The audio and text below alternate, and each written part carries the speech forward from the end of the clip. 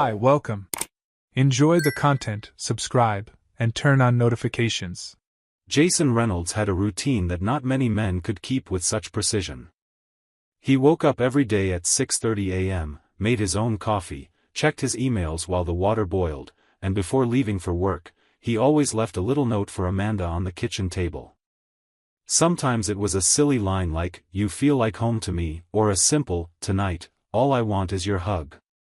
He was the kind of husband who paid attention to details: flowers on Wednesdays because that was the day she came home most exhausted, foot massages on Fridays because she always said her heels were killing her.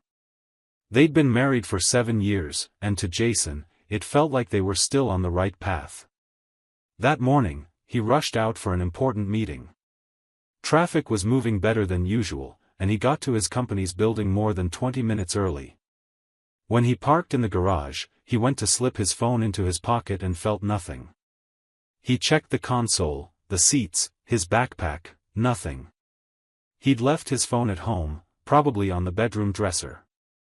He thought about just leaving it. He'd only be gone a few hours, but a nagging restlessness started growing inside. It was like someone was whispering, "Go back. You need to go back." And so he went back. When he arrived, the front door was just barely closed. That was strange. Amanda always locked it. He went in carefully, taking light steps, like someone walking through their own home for the first time. The sound coming from the kitchen made his heart skip. It was her voice, loud, direct, on speakerphone. Jason froze in the hallway. "You're way more of a man than he'll ever be." Those words broke something inside him. It wasn't just a physical betrayal, it was emotional disloyalty, a lack of respect for their intimacy and for what they'd built together. The words kept pouring out of Amanda's mouth like they were in another life, a life where Jason didn't even exist. He'll never find out. It's so easy to fool someone who believes everything. That was when Jason realized that nothing he thought he knew about his own marriage was actually true. He stood there for a few seconds, and time seemed to stretch out. There were no screams inside him, no tears. There was just silence. A silence full of decisions that had yet to be made. With gentle movements, he went upstairs to the bedroom. He picked up his phone and checked if there were any important calls. Everything was normal. On the outside, it was like the world was still working fine. On the inside, his world had changed forever. He left the same way he came in, without making noise, without slamming the door. In his car, he rested his head against the steering wheel for a few seconds. He felt the weight of the betrayal down his back, the bitter taste of discovery stuck in his throat. But along with the pain, a coldness arose in him, something he never thought he was capable of. He got back to work as if he'd only forgotten his phone. He smiled at the doorman. He greeted his coworkers. He cracked jokes in the elevator. And when he sat down in the meeting room, he looked at his laptop screen as if nothing had happened. But inside, a new version of him was being born. One that no longer trusted. One that quietly watched. One that would wait for the right moment to act, and when that moment came, Amanda would find out that the man who'd been so easy to fool could also be the most dangerous when hurt. From that day on, Jason started seeing the world differently. Hugs that used to feel warm now felt cold, loaded with a fake script repeated without emotion. Every word Amanda spoke seemed calculated. Her looks, her gestures, her compliments that once made him happy now felt hollow. It was like watching a play when you already know the ending, and the ending wouldn't be a happy one. The initial pain gave way to clarity. A sharp clarity. This wasn't about jealousy or guesswork anymore. It was real. She had cheated, and she was still cheating, with the calm confidence of someone who believes she'll never be caught. Jason wasn't going to bring it all crashing down by yelling. He'd do it with strategy. With patience. He started with the practical side, money. He opened a new bank account in his name, separate from their joint finances. Little by little, he transferred precise amounts, just enough not to raise suspicion. He cancelled her extra credit card, saying the bank had detected unauthorized use. Amanda accepted his explanation with a distracted smile and didn't ask questions. Jason watched her every reaction. He was learning to decode this new version of Amanda, the one who pretended, who smiled with cold eyes, who lived a second life behind the curtain of their shared home. Next, he called Lucas Harrington, his trusted lawyer. They met at a quiet restaurant on a regular day, with nothing special about the date. Jason got straight to the point. He said what he needed. Lucas listened in silence, asked a few practical questions, and grasped the seriousness of the situation. They began the divorce process discreetly, without immediate notification. It was critical for Amanda to believe everything was still normal. Over the following days, Jason kept being the perfect husband. He helped around the house, joked around, picked out movies for them to watch together. But on the inside, his mind worked like a chessboard. He was 3 moves ahead. He watched more than he talked, listened more than he responded. He installed hidden cameras in the main rooms of the house. Tiny devices, positioned perfectly, camouflaged among the decor. Each recording went straight to his phone, stored with a password, protected by a sequence of codes only he knew. And with the coldness of an investigator, Jason began putting the puzzle pieces together. One week, he made up a business trip. Said he'd be out of town for meetings and would stay in a hotel for 2 days. Amanda didn't show any concern. She kissed him goodbye, told him to rest and have fun, and texted him at night as usual. Everything seemed normal. But Jason was only a couple neighborhoods away, staying in a rented flat under a different name. He wanted to see what would happen when she thought she was completely alone. That was when everything became clear. On the second day, around 2 in the afternoon, the door sensor detected movement. Jason accessed the cameras and saw Amanda answering the door. When it fully opened, his heart clenched. It was Blake. His best friend. The man he'd shared memories with, childhood, parties, losses, triumphs, and now, apparently, also his wife. Amanda greeted him with a light, almost automatic smile, like it was routine. Blake walked in naturally, as if the house belonged to him. He took off his jacket, tossed it on the sofa, and headed to the kitchen. They laughed at some joke Jason couldn't hear, but their tone of intimacy said more than any words could. Jason watched the recording like someone watching a fire slowly burn down a place full of memories. Every corner of that house told a story. The rug they bought on a trip to Seattle. The lamp they picked out together after months of renovating the living room. Now it was all just the backdrop for a lie, and the star of it was the man Jason trusted most. In the following videos, Amanda said things that cut deeper than knives. I feel alive with you. With him, everything's just lukewarm, automatic. He'll never suspect a thing. He still thinks we're like some movie couple. Jason didn't look away. He didn't skip ahead. He watched it all. He wanted to feel everything. He wanted to record every second of that betrayal, because those moments would form the foundation of the truth he'd reveal when the time was right. In the days that followed, he started recording Amanda's conversations more precisely. He bought a portable voice recorder, the kind that's voice-activated, and hid it in the places where she most often talked on the phone, the closet, the kitchen counter, her car. He collected audio clips, dates, statements. He organized everything into folders with almost clinical labels: Evidence A, speakerphone, 5:13 p.m., Evidence B, hallway, Friday afternoon. It wasn't just about gathering proof. It was about reconstructing the truth piece by piece from each lie.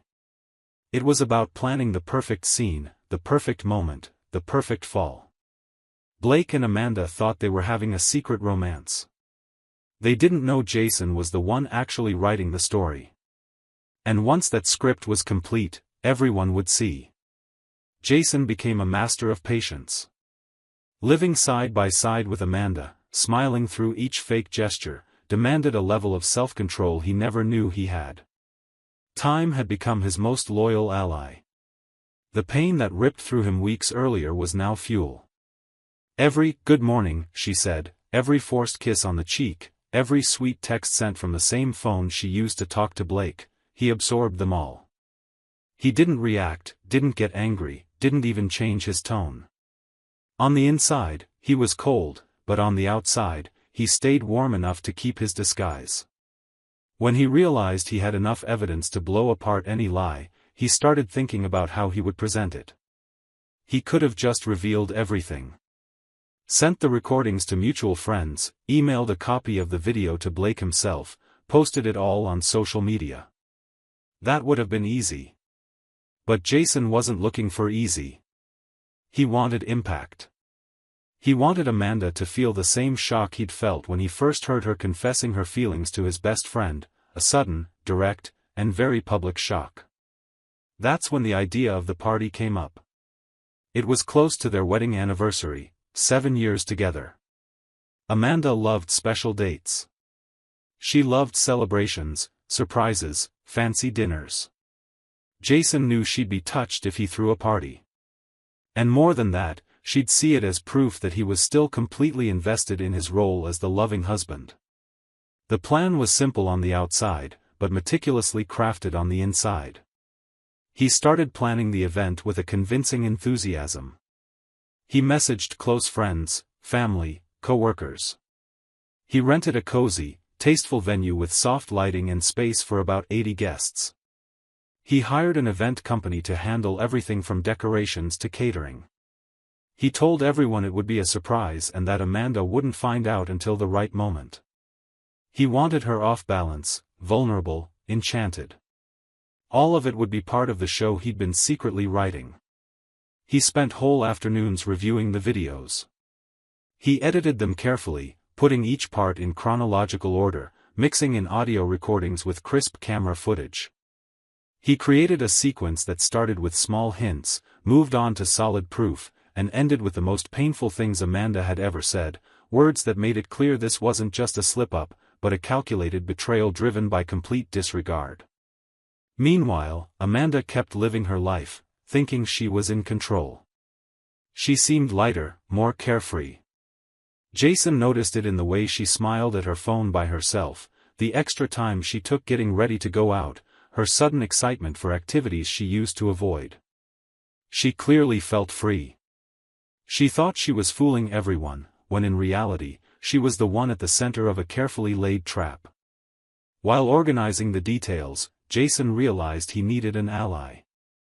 Someone who could help with the technical side, who could manage the logistics of showing the video at the party. Someone trustworthy, smart, and distant enough not to raise suspicion. That's when Chloe came to mind again. Chloe Moore, Blake's sister, had crossed paths with Jason a few weeks earlier at a small coffee shop. Their conversation had been light and full of old memories. It had stayed on Jason's mind ever since. Something about Chloe was the polar opposite of everything Amanda had become: honesty. Clear eyes, calm words, a firm way of speaking, without games or tricks. He knew she had no part in her brother's actions, in fact, they barely spoke. And maybe that was why she was the perfect person to help. They arranged to meet at a quiet cafe on a cold Thursday afternoon. They spent a few minutes easing the tension. Chloe noticed Jason seemed different. More mature, a bit hardened, maybe even darker. He told her what he'd discovered, with no sugarcoating, hiding none of the pain. She listened silently, not trying to soften anything. When he finished, she simply said, "You don't deserve this. No good man deserves to be torn down like that." Jason asked for her help.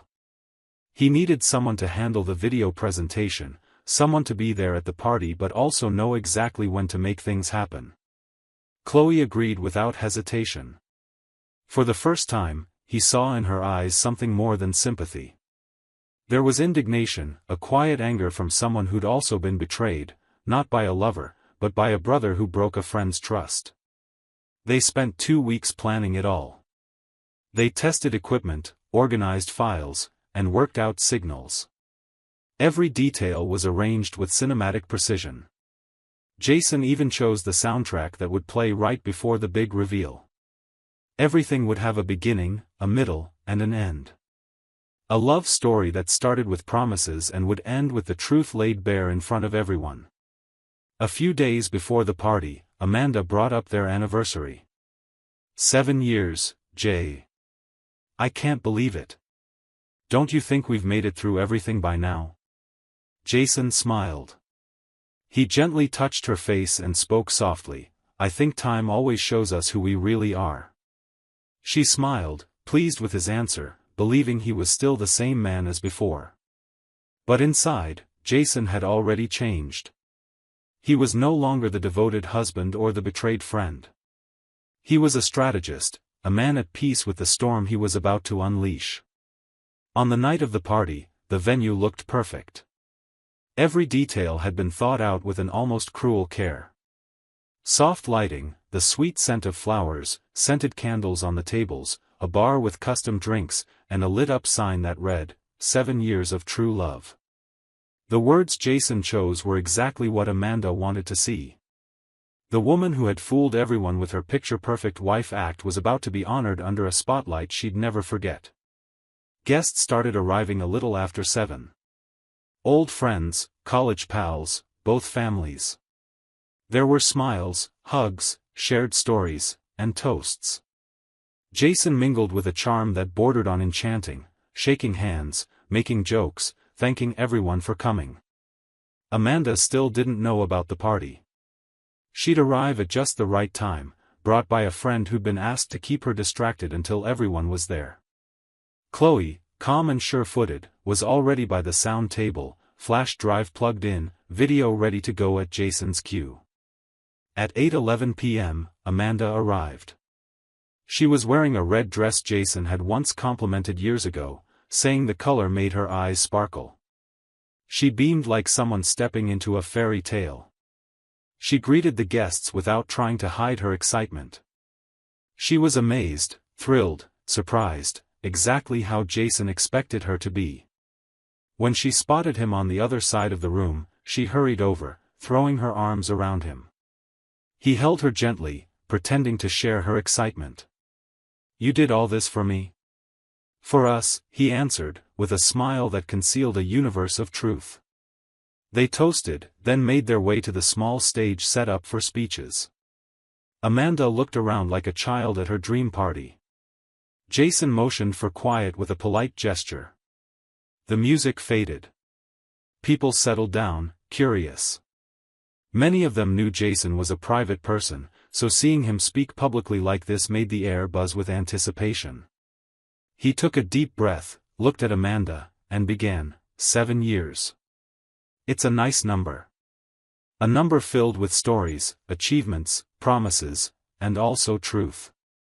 Some truths are easy to share. Others, not so much. A few reserved laughs broke out, thinking he was about to make some playful couple joke. Amanda, still smiling, crossed her arms, waiting for another romantic speech. But the next few seconds killed any sense of expectation. The venue lights went out.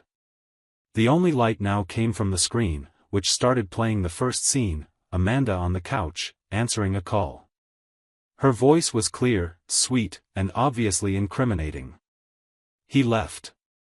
We've got time. Jason stayed still by the stage, watching the impact on everyone's faces. A wave of murmurs swept through the room like a cold wind. Amanda tried to stifle a nervous laugh, as if it might be some sort of poorly executed prank. But the next sequence showed Blake walking into Jason's house. Their laughter, their touches, their kisses. All recorded, dated, no room for doubt. He believes everything I say. He has no idea. I get everything I want and still look like the perfect wife. The words echoed while the guests' faces went from festive to shocked, to completely stunned. Amanda stepped backward, instinctively. She covered her mouth, as if she could block the humiliation with her own hand. She whispered Jason's name, but he didn't respond. He stayed where he was, calmly watching the screen. Some friends stood up, uncomfortable. Others stared at Amanda like they didn't recognize her. Jason's mother discreetly wiped away a tear, ashamed. Blake, who was also invited, didn't bother showing up. Jason had expected that. He knew the fear of being exposed would outweigh Blake's arrogance. When the video ended, the room remained silent. The kind of silence that screams. Jason left the stage and walked up to Amanda, taking a small black box out of his pocket. She looked at him, hoping for some miracle, some apology, some gesture that could erase what had just happened. But when he opened the box, there wasn't a ring inside, just the divorce papers, neatly folded. You always said you wanted a memorable ending. Here's ours. He placed the box in her hands, turned around, and walked to the exit. No one stopped him. Nobody said a word. He passed by the tables, the rows of chairs, the flower arrangements, and opened the door as though leaving a tomb, leaving behind the weight of a lie and the woman who'd destroyed everything with a smile. Outside, Chloe was waiting in her car. The headlights were off, but her eyes shone with understanding and a sense of release. Jason got into the passenger seat, closed the door quietly, and stared straight ahead. She didn't say a word. She just held his hand firmly. And there, in the silence of that car, he breathed freely for the first time in a long time. Inside the venue, Amanda stood there, trembling hands clutching the open box. Now she knew what it meant to be laid bare in front of everyone, not because she lacked clothing, but because she lacked dignity. Every gaze in her direction was a mirror showing what she'd lost. There was no applause, no curtain to close. The party meant to celebrate love had turned into a stage for the truth, and she was the only actor who never saw the ending coming. Thank you for watching the video.